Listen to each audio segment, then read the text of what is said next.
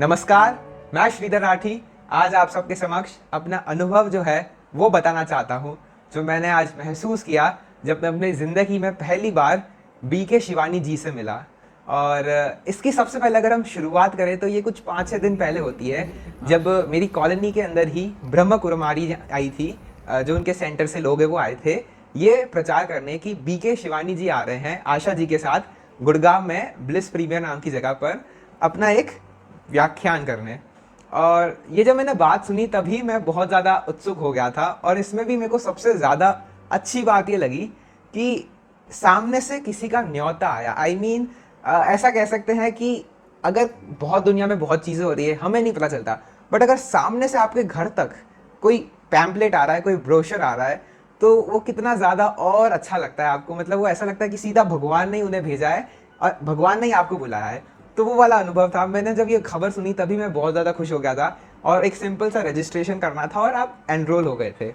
तो ये मेरे 3-4 दिन वैसे ही बड़े एक्साइटमेंट में निकले। मैं सोच रहा था, मैनिफेस्ट कर रहा था कि क्या होगा, कैसे होगा, क्या मैं पास जा पाऊँगा, क्या मैं उन्हें महसूस कर पाऊँगा, ये सारे मेरे प्रश्न थे।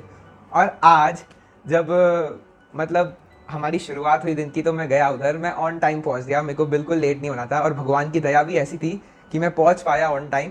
और उसमें मैं एक और बात आप सबको बताना चाहूँगा कि गुड़गांव जो है उसमें पिछले 3 दिन से बहुत भयंकर बारिश हो रही है। मतलब कि जो सारे अखबार हैं वो भरे पड़े हैं कि फ्लडेड है, बहुत सारे एरियाज वाटर लॉक्ड हैं, ये है वो है। गुड़गांव में बहुत ख़राब हालात है।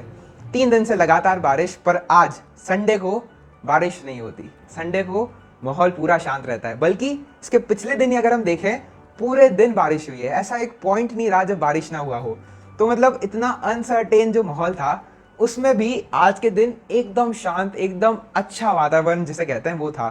तो यही कहीं ना कहीं संकेत था हमारे प्रकृति का भी कि जो आज का प्रोग्राम है वो एकदम अच्छे से निर्विघ्न होना चाहिए। और मैं जाता हूँ, और जाते ही मतलब आगे की सारी सीट्स बुक्ड होती है, पर कोई बात नहीं, मैं पीछे आके बैठता हूँ। एंड पहले जो है आशा जी आती है। आशा जी अपना आधा पौना घंटा का लेक्चर देती है, एंड वो अच्छी अच्छी पॉजिटिव बातें करती है। अब मैं जो बातें हमने की वो मैं आपको सेकंड हाफ में बताऊंगा। ये फर्स्ट हाफ में अपना एक्सपीरियंस शेयर करना चाहता हूँ जो मेरे साथ हुआ। एंड देन सेकंड हाफ में बीके शिवानी जी आती है, मतलब आधे पौने घंटे बाद। और जैसे ही वो आती है, मतलब सब एकदम उत्साहित, मतलब सबको अगर किसी को चेहरा पता है तो वो उनका ही पता है, तो सब उनसे ज़्यादा और प्रसन्न होते हैं उनको देखकर। एंड मैं खुद पर्सनली बहुत होता हूँ। एंड एक अलग सा ऑरा होता है उस पूरी जगह में। ऑरा इन द सेंस कि आप इमेजिन करो एक ऐसी जगह पर जहाँ पर सारे लोग जो हैं एक ही चीज़ पर फोकस करते हैं, वो है मानवता, ब्रदरहुड। एक दूसरे को प्रेम देना, अच्छे भाव रखना, बुरा नहीं सोचना, बुरा नहीं करना। इतनी पॉजिटिव एनर्जी थी ना उस जगह पर, ऐसा ऑरा था कि उसे आप महसूस नहीं कर सकते। और अगर मैं पर्सनली मैं खुद बताऊं तो मेरा ऐसा था कि मैं बहुत ज़्यादा काम अंदर से महसूस कर रहा था, एकदम कंपोज, एकदम शांत, और इतना हल्का मेरे को महसूस हो रहा था कि मतलब मन कर रहा था मैं सो जाऊं। तो इतना इतना इतना हल्का, मतलब ऐसा लग रहा था कि ये मैं कहाँ आ गया हूँ। और जब शिवानी जी ने अपना लेक्चर चालू किया एंड जब बातें बतानी चालू की, मतलब इतनी मनमोहित बातें कर सकते हैं, मतलब मैं सोच भी नहीं सकता। एंड लाइव उनको सुनना, देखना, और सबसे पहली और सबसे महत्वपूर्ण महसूस करना, वो एक कह सकते हैं अलग ही चीज़ है, उसको आप व्यक्त नहीं कर सकते शब्दों में। तो ऐसा हुआ था मेरे साथ। और वो पूरा जो लेक्चर था अच्छे से मतलब मैंने सुना। और उसमें भी मेरे साथ एक अच्छी चीज़ ये हुई कि थोड़े टाइम बाद ही, आधे लेक्चर के बाद, जो फ्रंट रो होती है जो कि सिर्फ एमिनेंट पर्सनैलिटीज़ के लिए बुक थी, उनमें से एक सीट खाली होती है और कोई बैठता नहीं है आधे 15-20 मिनट तक। तो 15-20 मिनट तक मैं वेट करता हूँ, क्या पता वो टॉयलेट गए हो या कहीं कुछ करने गए हो, पर ऐसा नहीं होता है, वो सीट खाली रहती है। तो फिर मैं जाके बैठ जाता हूँ। मेरे को फ्रंट रो में बैठकर उनको सुनने का अनुभव होता है। Front row in the sense ऐसी रो जिसमें या तो एक्स कैबिनेट मिनिस्टर्स आए हुए हैं, पुलिस ऑफिसर्स आए हुए हैं, या बड़े बड़े लोग आए हुए, उधर वो ऐसे लोग बैठे, पर उधर मेरे को जाकर बैठने का मौका मिलता है, जो कि मैं बड़ा ही अगेन कह सकता हूँ भाग्यशाली मानता हूँ, और भगवान की कृपा मांगता हूँ कि ऐसा हुआ। और बड़ा अच्छा लगता है। देन पूरा इवेंट ख़त्म होता है अच्छे से। लास्ट में एक हमें मंत्र दिया जाता है कि इसे हर टाइम हर दिन करना है, और बहुत सारी प्लेजेस दी जाती है जो मैं आपको सेकेंड हाफ में बताऊंगा इस वीडियो के। इसके अलावा जाते जाते हमें एक पौधा दिया जाता है जो नीम का है, जिसे हमें लगाना है अपने हाथों से। एंड इनका एक टारगेट है कि इनको 40 लाख जो है पेड़ लगाने हैं with in a specific period. तो उनमें जो है हम सबको भी पौधे दिए गए फ्री ऑफ कॉस्ट। एंड बहुत अच्छी सेवा थी, ब्लिस प्रीमियर जगह बहुत अच्छी बुक की और सब कुछ बहुत अच्छा था। चलिए अब चलते हैं आज के वीडियो के दूसरे हिस्से पर, जो कि है कि मैंने आज सीखा क्या और क्या मैं अपने जीवन में अपना सकता हूँ, क्या आप अपने जीवन में अपना सकते हैं। तो सबसे पहले तो आज के टॉपिक पे बात हुई जो कि था कोपिंग विद अनसर्टेनिटी। तो ये बात हुई कि यार अनसर्टेन कितनी है हमारी ज़िंदगी, कब क्या हो जाए, कब कोरोना आ जाए, कब किसी की मृत्यु हो जाए, कब हमारी नौकरी चली जाए, कुछ भी हो सकता है, हमें कुछ नहीं पता। पर एक चीज़ जो हमें पता है वो है कि हम उस सिचुएशन से कैसे डील करते हैं। तो हमें अपने आप को बहुत मजबूत बनाने की ज़रूरत है। और इसी में उन्होंने एग्जाम्पल ऐसा दिया कि सोचो अगर आपके घर में शादी होने वाली है तो आप शादी से पहले ही उसके लिए सारी प्रिपरेशंस कर लेते हैं कि बारात को ऐसे लेके आना है, ऐसे उसकी खातिरदारी करनी है, ये करना है, वो करना है। उसी प्रकार जैसे ही आपको पता है कि कुछ तो अनसर्टेन है ही हमारे लाइफ में, अगर किसी की डेथ होनी है, हमें पता है सब जाने वाले हैं, तो क्यों ना हम पहले से ही प्रिपेयर हो जाएं, क्यों ना हम पहले से ही अपना मेंटल स्टेट ऐसा रखें कि अगर ये व्यक्ति जाएगा तो हमें टूटना नहीं है, अगर हमारी नौकरी जाती है तो हमारे पास ये प्लान भी है। ऐसी कोई भी चीज़, तो हमें पहले से ही प्रिपेयर होने की ज़रूरत है। दूसरा उन्होंने बताया कि हमारा मन कितना शक्तिशाली है। हमारा मन एक ऐसी चीज़ है जो अगर सोचो अगर मेरा मन इस जगह अभी इधर है, तब भी अगर मेरे मन में कुछ और चल रहा है तो मैं यहाँ बैठे बैठे लंदन का सोच सकता हूँ, मैं अमेरिका का सोच सकता हूँ। तो इतना ज़्यादा व्यक्ति पे ताकत रखता है मन, आप कहीं भी जा सकते हैं, ये मन की क्षमता है। तो उस मन को पावर देना, उस मन को अपने कंट्रोल में लेके आना, ये बहुत ज़रूरी है। और आपको अपने दिमाग को भी एक है ना, उन्होंने कहा कि एक वुंडेड चाइल्ड की तरह ट्रीट करने की ज़रूरत है। उसकी तरफ कंपैशनेट एटीट्यूड और प्यार, और एकदम उसको ऐसे ट्रीट करना है कि वो कितना मेहनती है, उसको प्रेम देना है, ये वाली बात है। बाकी उन्होंने एक चीज़ ये बताई कि अपनी स्ट्रेंथ को हमें ज़रूर देखना चाहिए, हमारी क्या खूबियाँ हैं, हम किस चीज़ में ज़्यादा अच्छे हैं, उसकी लिस्ट बनाओ और उसके ऊपर और मेहनत करो, अपने आप को खुश बनाओ उस चीज़ से कि यार मैं इसमें कितना अच्छा हूँ। राइट पर्सपेक्टिव जो है हमारे जीवन में, उसकी बहुत ज़रूरत है। साफ देखना, सीधी नज़रों से, बिना किसी पक्षपात। एक होता है वाइट न्यूट्रल होकर किसी सिचुएशन को देखना, ना कि कलर्ड होकर, किसी एक चीज़ से कलर्ड होकर नहीं, क्लीन मन से, बिना किसी नेगेटिविटी के। और अगर हम देखें तो जीवन में सबको जो है ना खुशी चाहिए, सबको शांति चाहिए, सबको प्रेम चाहिए, दुख किसी को नहीं चाहिए। तो फिर आप कौन होते हैं किसी को दुख देने वाले? आपको भी तो दुख नहीं चाहिए ना, तो आप कौन होते हैं किसी को दुख देने वाले? और एटीट्यूड पे बात की गई थी कि एटीट्यूड ही है जो इंसान को सबसे ज़्यादा आगे और सबसे ज़्यादा पीछे ले जा सकता है। पॉजिटिव एटीट्यूड रखना, नेगेटिव थिंकिंग को दूर रखना, हर बात में कल्याण देखना। There is good in everything which happens, everything which is happening in our life is perfect, it is perfectly okay. और इसका अगर मैं, उन्होंने एग्जाम्पल ऐसे दिए थे कि एक राजा जो है, उसका एक मंत्री होता है, तो राजा का हाथ कट जाता है तो उसका मंत्री बोलता है जो होता है अच्छे के लिए होता है। राजा को गुस्सा आता है, वो उसको कटघरे में डाल देता है। उसके बाद कुछ दिनों बाद राजा शिकार पे जाता है, तो राजा को उधर के आदिवासी पकड़ के अपनी माता को, अपनी जो देवी है उनको बलि चढ़ाने के लिए, बलि चलाने के लिए लेके जाते हैं। तो जैसे ही वो देखते हैं कि भाई राजा का अंगूठा कटा हुआ है, वो बोलते हैं इनकी तो बलि चढ़ेगी नहीं क्योंकि ये तो अशुद्ध है, इनका तो कुछ कम है अंग। और राजा बच जाते हैं, उनको छोड़ देते हैं। जितने में राजा आते हैं अपने मंत्री के पास, वो बोलते हैं यार तुमने तो बिल्कुल सही कहा, मैं बच गया, बहुत अच्छा हुआ, पर मैं बहुत माफ़ी चाहता हूँ कि मैंने तुम्हें जेल में डाला। तो मंत्री बोलते हैं फिर से कि जो होता है अच्छे के लिए होता है। तो राजा बोलते हैं इसमें क्या अच्छा यार, तुम्हें तो जेल जाना पड़ा।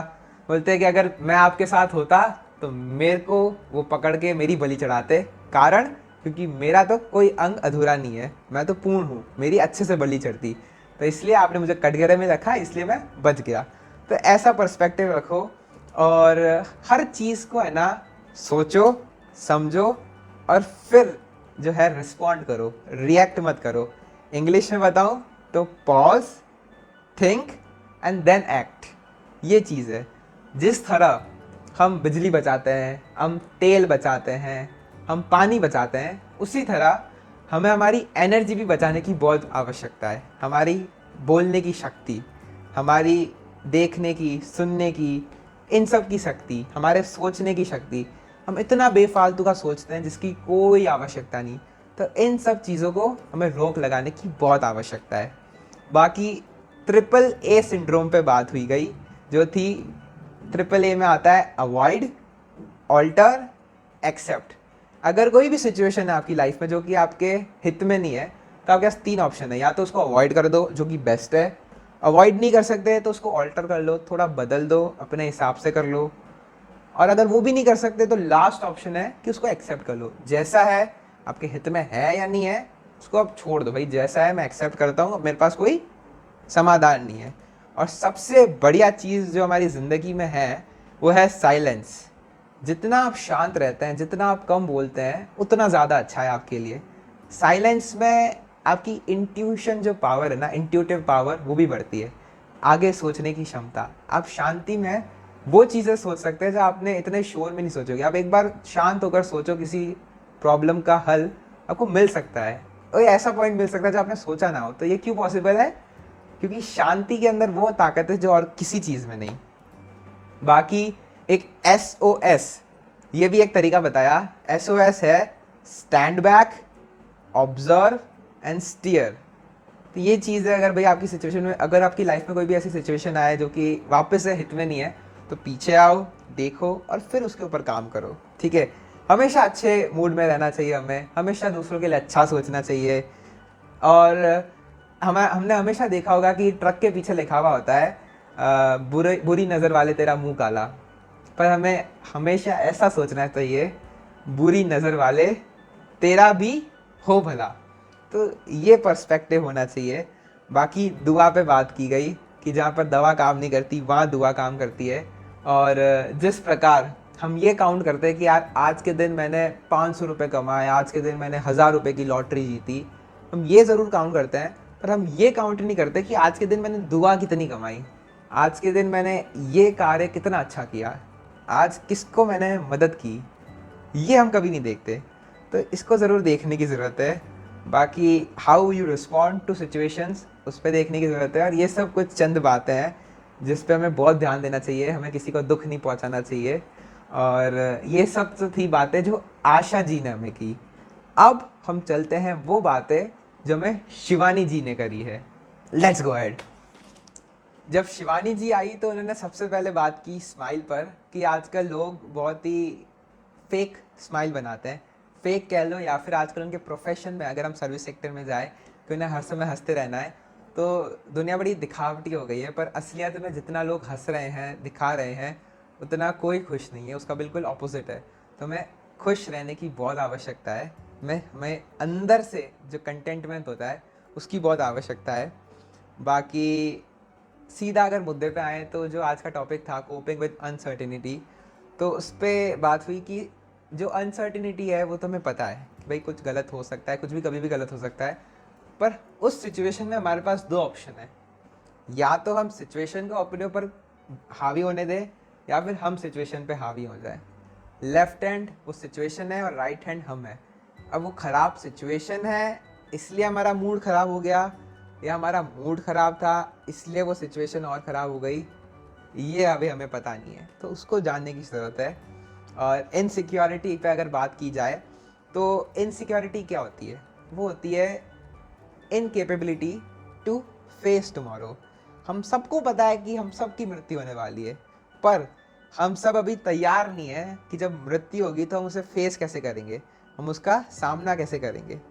तो इस पे मृत्यु पे अगर थोड़ी बात और की जाए तो कहा गया था कि हमें जो आत्मा है ना उसको खुशी खुशी रवाना करना चाहिए इस धरती से, खुशी खुशी। और जब वो खुशी खुशी जाए तो हमें भी खुश होना चाहिए, उनके लिए प्यार और दुआ करनी चाहिए। और हम सबसे पूछा भी गया कि अगर आप बताइए कि आपको कैसे जाना पसंद है, खुशी खुशी या एकदम बीमारियों से ग्रस्त होकर।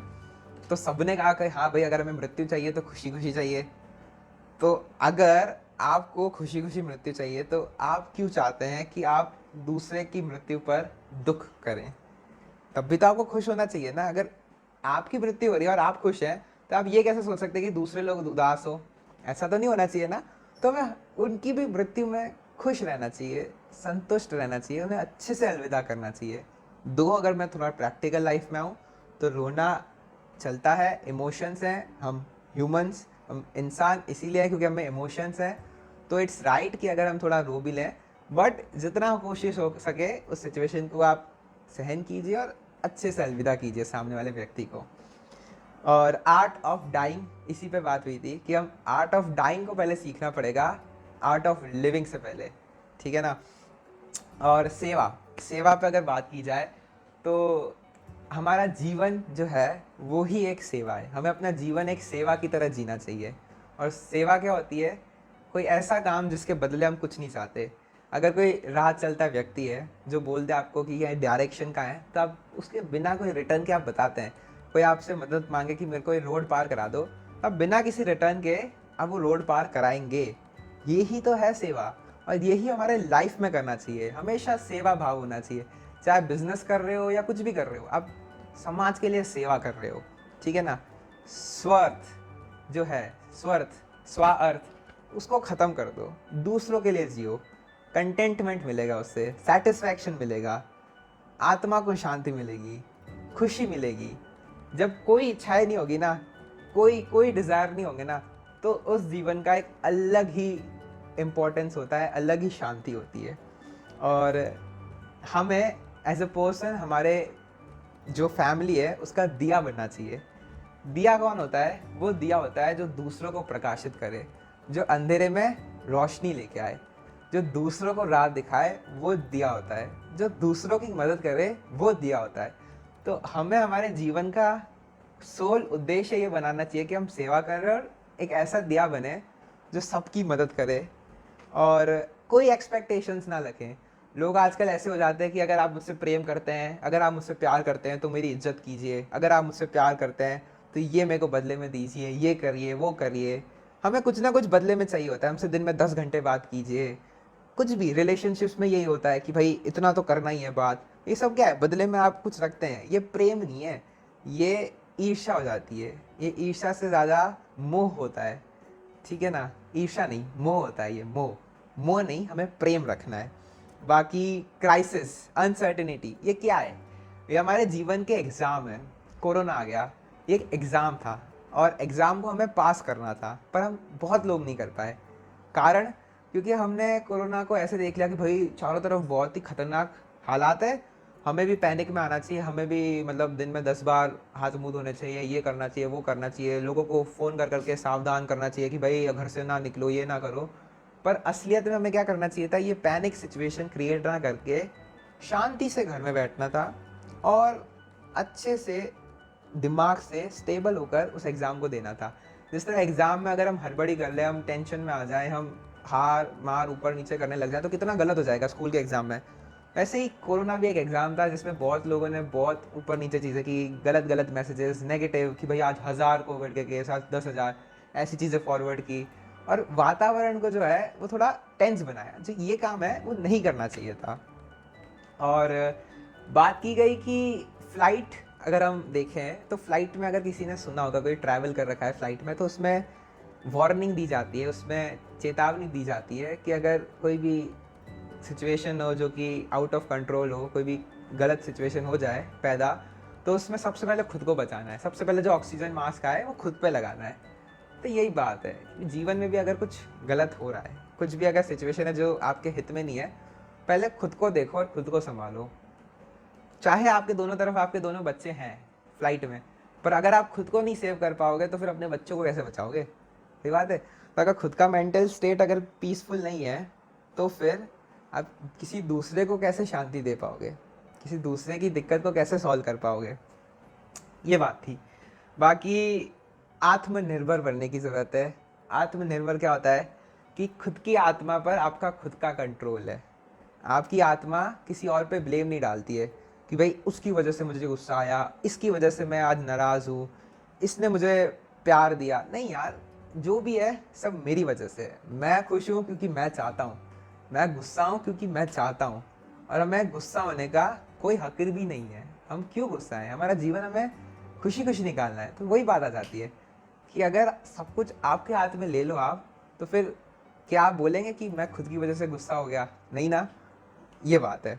बाकी आगे आने वाला जो वर्ल्ड है, जो फ्यूचर है वर्ल्ड के अंदर, वो बहुत ही कह सकते हैं अनसर्टेन होने वाला है, बहुत ही ज़्यादा सेल्फिश होने वाला है। तो उसको आपको संभाल के जीना है और अपने आप को सबसे ज़्यादा महत्व देना है। सबसे पहले आप हैं, फिर आपका परिवार है और फिर आपका काम है। ये एक हायरार्की है।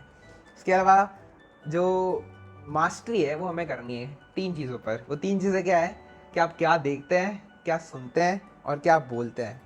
ये 3 चीज़ें ऐसी जिस पे आपको बहुत ज़्यादा मास्टरी होनी चाहिए। आपके ये नहीं होना चाहिए कि भाई बोलना तो कुछ और था पर गलती से ये बोल दिया। ये नहीं चलेगा। जो आप बोलना चाहते हैं वही बोलिए। गलती से निकल गया मतलब आपके पास खुद का कंट्रोल नहीं है, जो कि बहुत ज़रूरी है। बाकी नवरात्रा पे बात की गई कि अभी 9 दिन जो है नवरात्रा आने वाले हैं, तो किस तरह हमें 9 दिन तो कम से कम शुद्ध खाना चाहिए, अच्छा सात्विक खाना चाहिए, अच्छी चीज़ें देखनी चाहिए, कम फ़ोन पे, कम बातें, सब कुछ बहुत बहुत कम और अच्छा। और फ़ोन और बातों पर एक बहुत इम्पॉर्टेंट बात की गई कि आजकल लोग बहुत टाइम वेस्ट करते हैं। टाइम वेस्ट कैसे कि हम फ़ोन पे घंटे घंटे भर लगे रहते हैं, 10-10 20-20 मिनट। तो हम ये सोचते हैं कि पहले बात हो रही है तो थोड़ा सेटल हो जाए, थोड़ा 10-15 मिनट बाहर की बातें करो फिर मुद्दे पे आओ। पर ये बहुत वेस्ट ऑफ टाइम है और आपका खुद का टाइम भी वेस्ट हो रहा है और सामने वाले का भी टाइम वेस्ट हो रहा है। तो हमें टाइम को बहुत अहमियत देने की ज़रूरत है। अगर कोई आपसे काम का रिलेटेड है, आपका स्कूल का काम है, कॉलेज का काम है या आपके जॉब का काम है, तो एक न्यूट्रल कैटेगरी में आता है। अगर आप किसी दूसरे इंसान की बातें कर रहे हैं तो वो एक वेस्ट ऑफ टाइम है। आप किसी दूसरे इंसान की बुराई कर रहे हैं तो वो टॉक्सिक है। पर अगर आप किसी को अच्छाई, प्योरिटी, अच्छी एनर्जी दे रहे हैं, किसी को मदद कर रहे हैं, तो वो एक अच्छा यूज़ ऑफ टाइम है। तो अपना टाइम जो है वो अच्छे से यूज़ करिए। और अगर ओपिनियन पे बात की जाए तो आज के ज़माने में हमें कोई अधिकार नहीं किसी को कुछ भला बुरा कहने का। क्यों? क्योंकि जो सामने वाला कार्य कर रहा है ना, उसे पता है कि वो क्या कर रहा है और वो खुद की खुशी के लिए कर रहा है। दूसरी बात, ना उसने आपसे पूछा, और अगर आपको उस कार्य में कोई एक्सपीरियंस ही नहीं, आपको पता ही नहीं वो कार्य कैसे होता है, तब तो आपकी राय देना बिल्कुल ही गलत है। ठीक है। और अगली बात यह है कि आज के ज़माने में ना बहुत अननेसेसरी जो कंटेंट है वो वायरल हो जाता है और हम देखते भी हैं। हम चलाते रहते हैं दिन भर, स्क्रीन को स्क्रॉल करते रहते हैं और अपना टाइम वेस्ट करते रहते हैं। तो इसकी बहुत ज़रूरत है कि हम अपना टाइम कहाँ इस्तेमाल कर रहे हैं, हमारी एनर्जी कहाँ यूज़ हो रही है, क्योंकि ये बहुत गलत होगा हमारी आत्मा के लिए कि हम कहाँ अपना समय बर्बाद कर रहे हैं। अगला पॉइंट जो था वो ये कि अगर हमसे किसी को काम करवाना है, हमें चाहते हैं कि ये बंदा सद्बुद्धि आ जाए इसके पास, वो हमारे साथ कुछ गलत कर रहा है और हम चाहते हैं वो सही करने लग जाए, और हमने उसको बहुत बार बोल कर नहीं मान रहा, तो वो आखिरी सिचुएशन जो है जब वो मानेगा वो है कि आपको उसकी आत्मा को बोलना है। और वो कैसे बोल पाएंगे आप? आपको बोलने के लिए सीधा अपनी आंख बंद करके उसको अपने आंखों के सामने इमेजिन करना है और उससे वो बात कहनी है। और ये लगातार बेसिस पे बहुत ही हाई एनर्जी वर्ड यूज़ करना है, जैसे कि जो भी आज हुआ आज तक हमारे बीच में सब भूल जाओ, एक नया रिश्ता शुरुआत करते हैं। और बहुत ही मतलब ऐसे प्रेम वाली बात करनी है उस आत्मा से कि वो मान जाए। और ये एक्सपेरिमेंट जो है वो हो चुका है, ये सक्सेसफुल भी है। तो अगर किसी से भी आपको कोई भी काम कराना है, सिर्फ उसकी आत्मा से बात कीजिए और उससे ऐसे बात कीजिए कि वो आपका कोई संबंध या कोई भी आपका जानने वाला नहीं है, बस एक आत्मा है। फिर देखिए कैसे काम करता है। बाकी अगर लाइफ देखी जाए तो आजकल लोग उसे एक रेस की तरह देखते हैं, एक प्रतियोगिता की तरह, कि सबसे आगे भागो, सबसे आगे हमें रहना है, ये ऐसी भावना है। तो इसमें ये कहना था कि जो लाइफ है ना हमारी, उसमें आराम से चलने की बहुत ज़रूरत है। जो आगे जाना चाहता है उसे आगे भेजिए, आप आगे जाओ। चाहे वो कार चलाने की बात हो और लाइफ की बात हो, तुम पहले जाओ। हमारे मारवाड़ी में एक कहावत भी है, गैला हैंगू पहली। इसका यही मतलब है कि जो पागल होते हैं, जो थोड़े हिले हुए होते हैं, उनको सबसे आगे भेजो, जाने दो उनको जाना है तो। ठीक है। तो चाहे वो रोड हो या फिर ज़िंदगी हो, हमेशा यही चीज़ काम करती है। कर्मों का जो है ना, उसका बहुत बहुत बहुत ज़्यादा इम्पोर्टेंस है लाइफ में, आपको जो मिलता है। तो कर्मों पे भी आपको बहुत ध्यान रखने की ज़रूरत है। और अगर आप सोचते हैं अपने आप को कि आप भी एक रेस के हिस्सा हैं, तो उस रेस को निकल दो, उस रेस से निकल जाओ। कि रेस का किसी को फ़ायदा नहीं है अगर आप सब एक ही डेस्टिनेशन पे जा रहे हैं। मान लेते हैं आज सब आपको जयपुर जाना है और लोग रेस लगा रहे हैं, तो क्या इमेजिनेशन होगी कि जाना सबको एक जगह ही है, पर लोग कंपटीशन कर रहे हैं। किसी की गाड़ी खराब हो जा रही है तो कोई उसकी मदद नहीं कर रहा, उसको देखकर बल्कि खुश हो रहे हैं। किसी को आगे जाकर देखकर, हमसे बढ़ते हुए देखकर, हमसे आगे देखकर हम उदास हो रहे हैं। तो हम स्पीड लिमिट्स तोड़ रहे हैं। तो ये सब सिचुएशन आप इमेजिन करिए कितना गलत है मानवता के लिए कि हम इतनी बड़ी ज़िंदगी को रेस मानकर, कंपटीशन की भावना रखकर एक दूसरे को नीचा दिखाना, ऊपर जाना, ये करना वो करना करते हैं। बाकी असलियत ये है कि जो आपके कर्मों में है, जैसे आप काम करेंगे, जैसी आप दुआएं कमाएंगे, वो आपको अपने आप मिलेगा। सफलता अपने आप आपके चरणों में आएगी। आपको उसकी तरफ भागने की ज़रूरत नहीं है, आप बस धीरे धीरे चलते रहिए। और अगर ज़िंदगी में कंपटीशन भी करना है ना, तो खुद से करिए, खुद से बेहतर बनिए। हर दिन ये सोचिए कि अगर मुझे आज ये मेरा फिटनेस है तो मुझे इससे थोड़ा और अच्छा होना है। अगर आज मेरे पास ये ज्ञान है तो मुझे इससे थोड़ा और ज्ञान चाहिए। अगर मेरा एनर्जी लेवल आज ये है तो मुझे आज इससे और अच्छा बनना है। ये ध्यान में रखिए और ज़िंदगी को उस तरह रेस के लिए ना देखिए। और आखिरी में यही कहना चाहेंगे कि लाइफ में किसी से कोई एक्सपेक्टेशन मत रखिए, क्योंकि वो ये ज़िंदगी नहीं है। आप देने वाली आत्मा है, ना कि लेने वाली। सबको दीजिए। और रिश्ता जो है ना, वो बनता है प्रेम से। तो प्रेम जो है, ग्रैटिट्यूड जो है, ब्लेसिंग जो है, उसको सबसे ज़्यादा इम्पोर्टेंस दीजिए लाइफ में। और अंत में बस यही कहना चाहेंगे कि live with dignity and leave with dignity. जिए स्वाभिमान के साथ, और जब आप जाएं तब भी स्वाभिमान के साथ जाइए, खुशी खुशी जाइए और सबको पीछे खुश करिए। धन्यवाद। ओम शांति। हम बहुत आशा करते हैं कि आपको मैंने आज जो भी बताना चाहा, बीके शिवानी जी के आशीर्वाद के ज़रिए, वह आप अपनी ज़िंदगी में ज़रूर अप्लाई करेंगे और उससे कुछ ना कुछ तो पक्का सीखेंगे। धन्यवाद। प्रणाम दीजिए।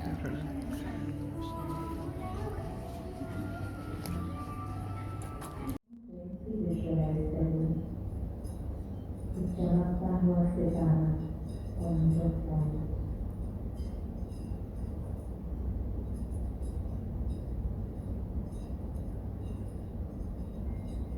आनंद और divine being, दर्शित पवित्र आत्मा में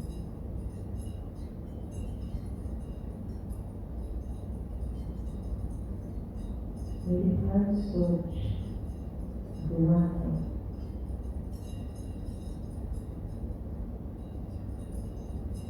मेरा हर शब्द आशीर्वाद है।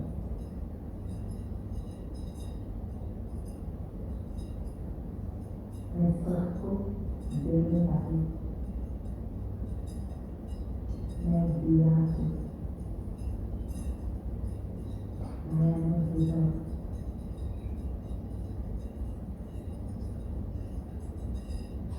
मैं अपने घर का दिया, मैं अपने ऑफिस का दिया, सब कुछ देने वाली आत्मा हूँ।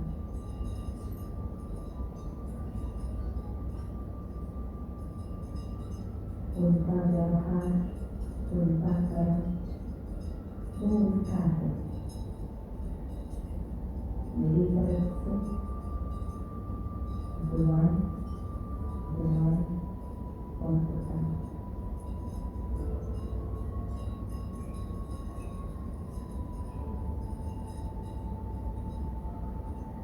मैं आपका निर्भर हूँ। मेरे मन की स्थिति मेरी अपनी है।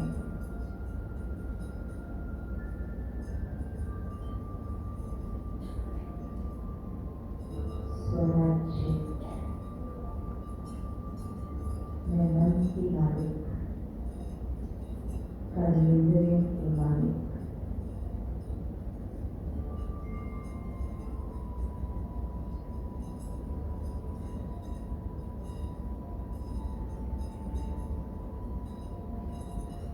जो सही है वो देखती हूँ, जो स्वच्छ है वो सुनती हूँ,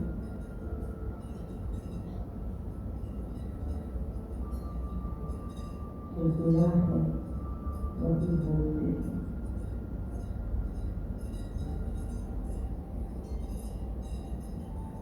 बोल, मीठे बोल, दुआएं भरे बोल।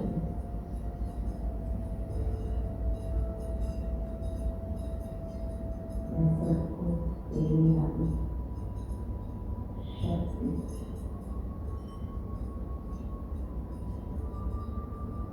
मैं शुद्ध पवित्र आत्मा हूँ।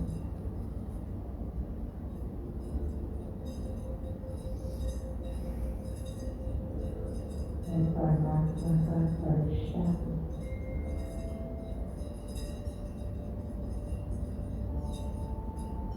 सेवा भाव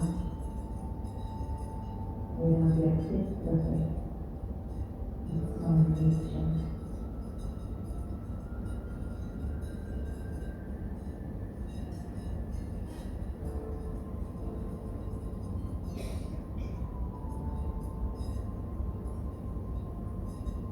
मेरा जीवन मर्यादा को चलता हुआ जीवन, सबको सुख देने वाला जीवन,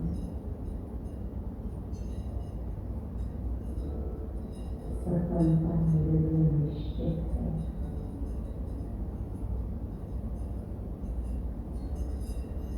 मैं शुद्ध पवित्र आत्मा हूँ।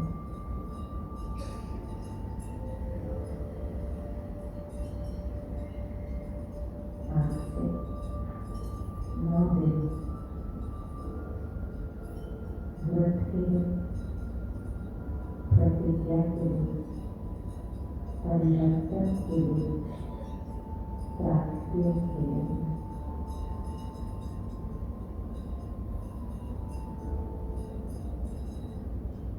कल से 1 घंटा मैं अपने लिए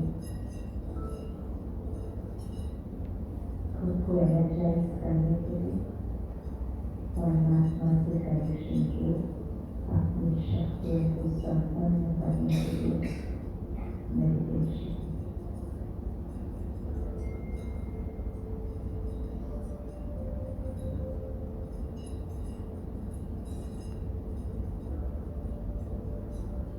हम यहाँ से जब उठेंगे, जैसे जैसे बताया जाएगा वैसे उठेंगे और हम घर तक मौन में चलेंगे।